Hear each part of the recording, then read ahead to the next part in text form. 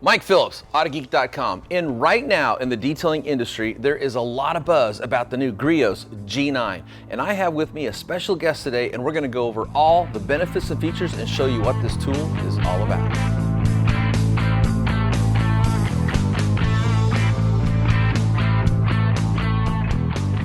In the detailing world, anytime a new tool is launched, there's just a lot of excitement because, quite frankly, we all love tools, and this one rocks. This is Rod Craft. Rod, we've known each other for a long time, but why don't you just go ahead and tell everybody who you are, what's your name, and maybe some of your background. Well, hey Mike, thanks for having me here. And so I've been in the industry for quite a while. My background is with a couple of other companies. I've been a trainer, kind of a sales manager in the industry. I think, I started in '98. And then prior to that, for about 8 years, I had a mobile detailing business. So I've been doing this for quite a while. So, to me, that always adds a lot of credibility when someone's telling you about a tool or product, is that if they actually use it in the real world. And just like myself, I started out as a detailer. So I didn't come into this as a sales guy or a pitch man. I'm an actually, blue collar working class dog, as I like to call it. So you've got the credibility, and that's important to me because I want you to share everything about this new tool, the G9, so anybody that's watching this video, they're going to know this is the tool for them. Right. Well, it's kind of funny when you think about the tool that we've had since 2012, which is our old GG6. And, this tool is still going to be around for a little bit. I think we're going to be selling this and promoting it through the end of the year. So it's been a great tool for us. If I'm not mistaken, this has been the #1 selling 6-inch random orbital in the industry across the U.S. So it's time for a change. And, one of Sir Henry Roll's famous quotes is, take the best that exists and make it better. And that's really what we did with this new G9. So if you look at the G9, the platform itself, it's pretty sleek, it's sexy. I like to say that because, and one thing I want to mention too is that even though this looks like it is a cordless tool, yes, it's cordless only because the cord's not attached right now. This is kind of a pretty unique feature for this tool. I love this feature. Yeah. And everybody does. Oh, it's nice. I mean, remember all the tools you've had in the past and still have today that you take the cord, you have to wrap it up. Yep. One of the biggest failing points was that strain relief back here. So we can detach that, tuck this away nice and safe in our box, and the cord can go with it as well. Yep, and there was in the past, just because I've been in this industry long enough, I remember sometimes tools came out with a little tiny plug-in cord, and then you're trying to plug your extension cord into it, and then it comes undone. It was just a mess. And whoever came up with this idea of how this just clips in so you can attach it or remove it is genius. In fact, everybody should copy this idea. It's so nice. I agree. And this is one of those points that on most tools it is a big failing point. And we put a lot of design and innovation into this. You might think that this little clip here is going to fail over time, but trust me, we've got a lot of tight tolerances on here.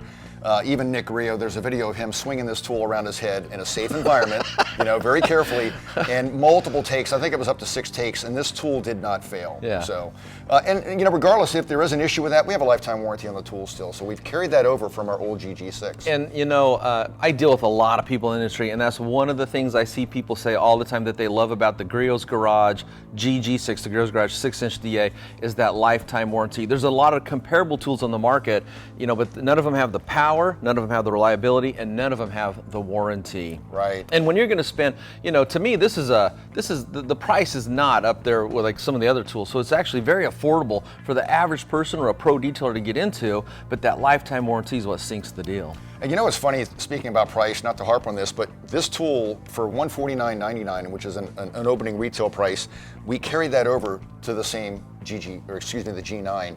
And you would think about all the features that we've included in this and all the modifications and upgrades that this tool has, this could easily sell well above that without a problem. Oh, I think you should have brought it out at a higher price point. Right. One thing I wanted to point about this, if you want to hold it up, and just in case, sometimes you got people that are watching a video like this, and maybe they're new to detailing or new to machine polishing. This little tool here has actually buffed out and de-swirled millions of cars over the years. It has been so successful. And so to bring out a new tool to take its place, that's some pretty big shoes to fill. But I've used this tool and I wrote a review for it. One of the things I said is, the first thing I said, in fact, in big capital letters, was power.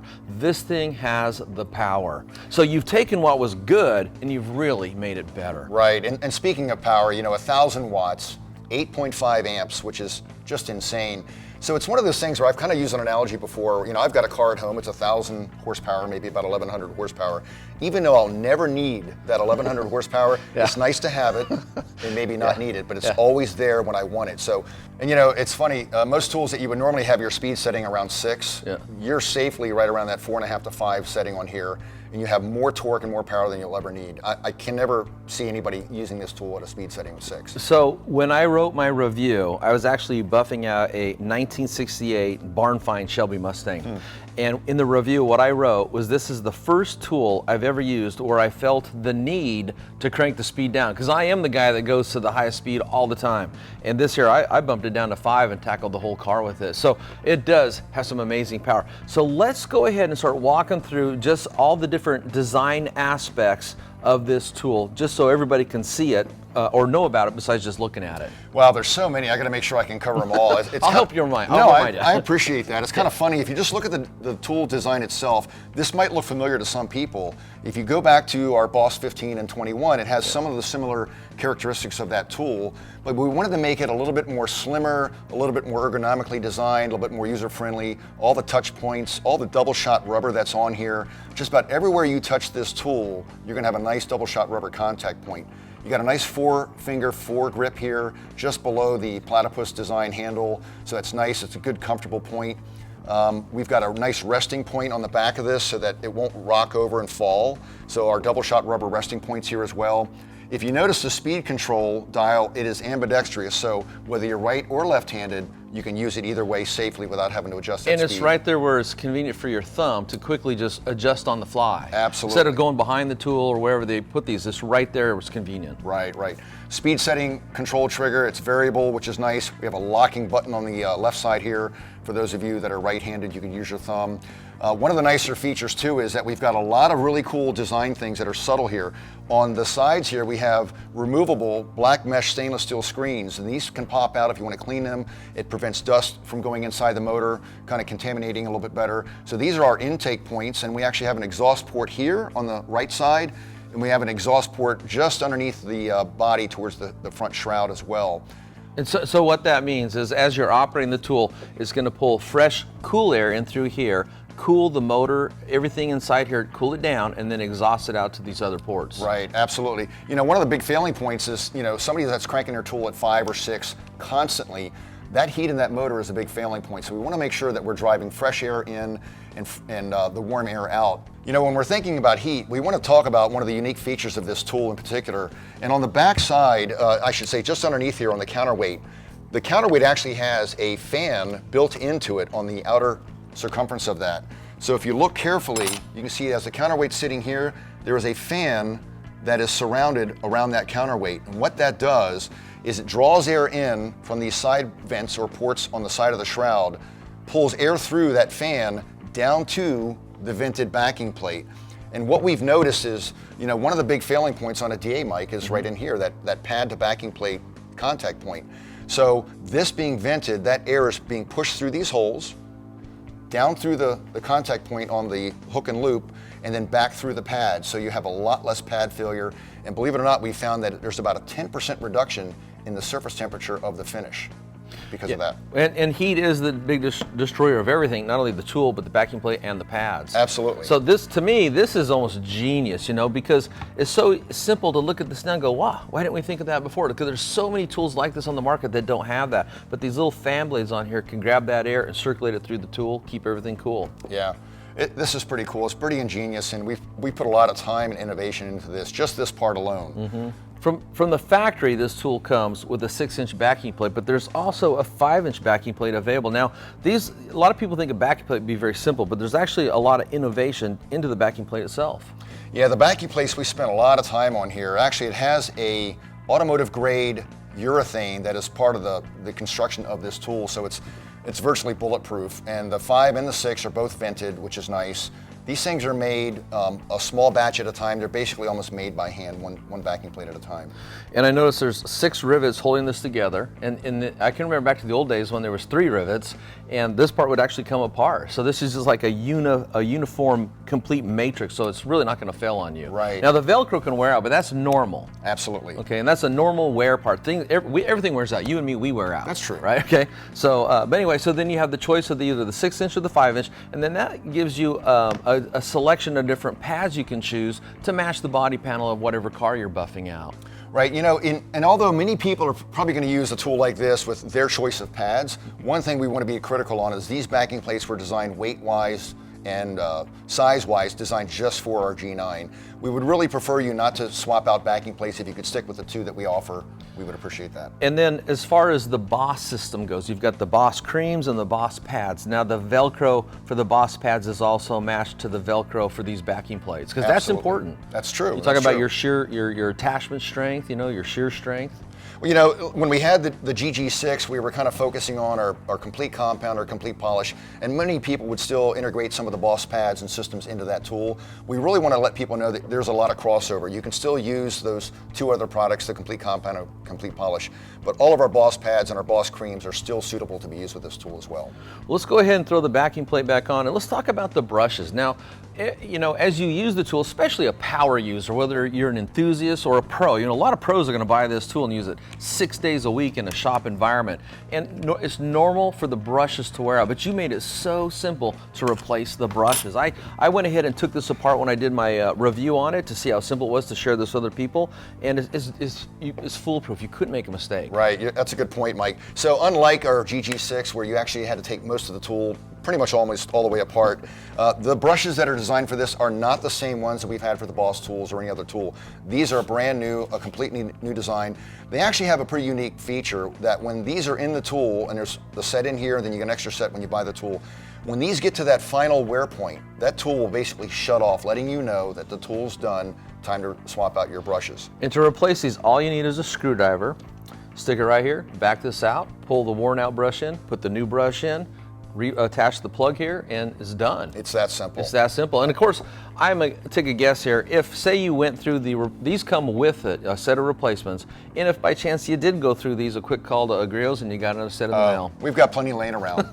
That's not a problem. Okay. Well then, you know, those are some of the cool features. You know, the way it cools itself, the different switches, the sexy styling, the, what do you call this, the platypus? What do you call this? Platypus handle? Yeah. Okay, so, and the body length, you know, one of the things I like to show people is when you got something like this, it gives you good leverage over the tool, so it gives you great control, having a rear grip and a forward grip.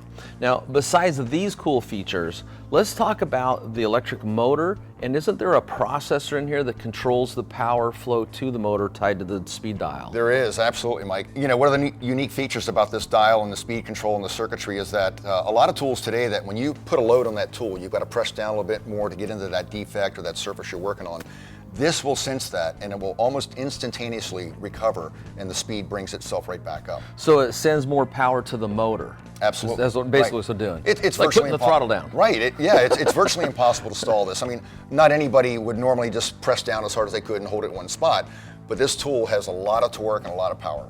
And again, when the first time I used this, that's one of the things I noticed. I had some incredibly deep scratches on the deck lid of this Shelby Mustang. And I went and I thought, well, let's test this thing out. I started pressing on it and it was instant. There was no hesitation at all. The motor started to bog, but before it could bog, the pad rotation went right back up to the speed I'd set it on without hesitation. And when it comes to these free spinning tools like that, that's really what it's about, is pad rotation. They're a free spinning random orbital polisher. And so what that means is it's gonna spin that pad in a circle, and then it's gonna make a tiny circle inside that circle. That's the random orbit. And that's why it doesn't put in swirls like rotary buffers do.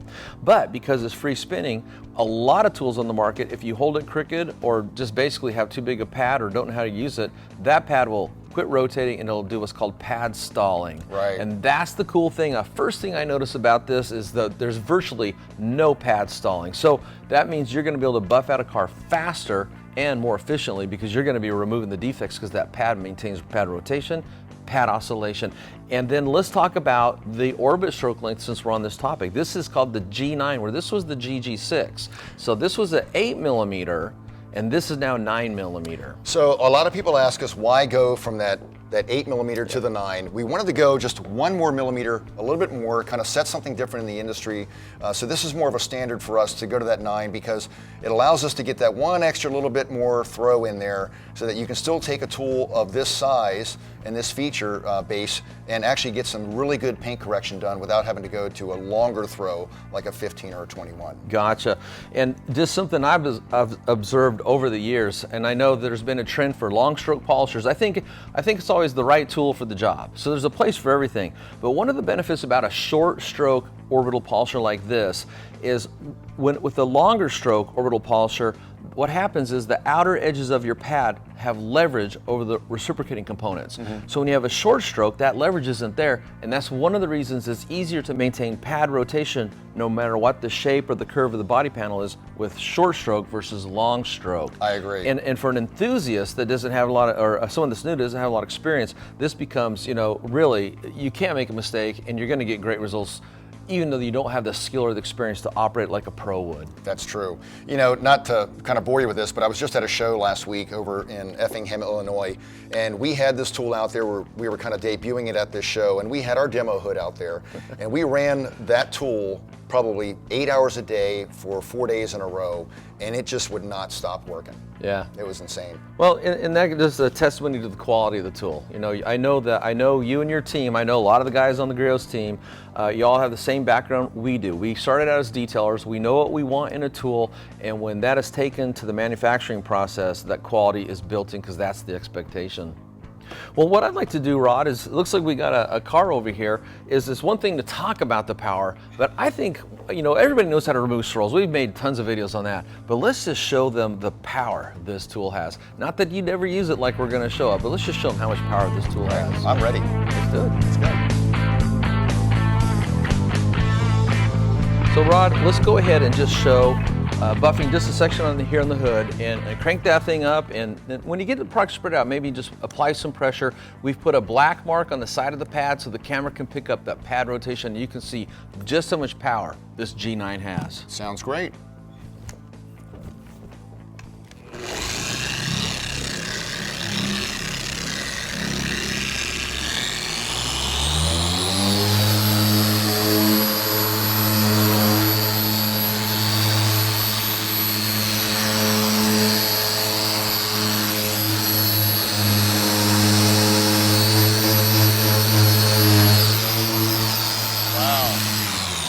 Did you see that? That's probably 20 pounds of pressure on there. At least. I was pressing pretty hard too. I wanted to help. No, my thought is the only way you're going to stall this is to actually turn the machine off. Yeah, exactly. And in the real world, no one's going to push that hard. If you need to push that hard, probably the paint job can't be saved anyway. I agree. But this has a lot of power. And really, with the pad rotation and the pad stalling so many people talk about, this tool is not going to disappoint you. Well, it's like we talked about earlier. It's nice to have that extra power. It's more about efficiency at that point. Better to have the power and not need it, that way at least it's there. And the other thing, just real quickly, as I press down on the top of that tool, I hear that the motor kind of kicked up, just boost instantaneously. It was incredible. Yeah, we're actually very proud of this tool, and I can't wait to see some of the great results people are going to be getting with it. I think you should have come up with a different name instead of the G9. I would have went with Dominator, because you're going to dominate the market. I like that, Mike. That's great. Hey, for more information on this tool, visit Autogeek.com. For more videos like these and how-tos, subscribe to our YouTube channel. Well, I know this is just a rental car, but you can't just leave one spot shiny there. So tell you what, I'll go get some lunch and you knock out the rest of this car. Can you bring me back something? It's not your first time, is it? No, I've been doing this a little while.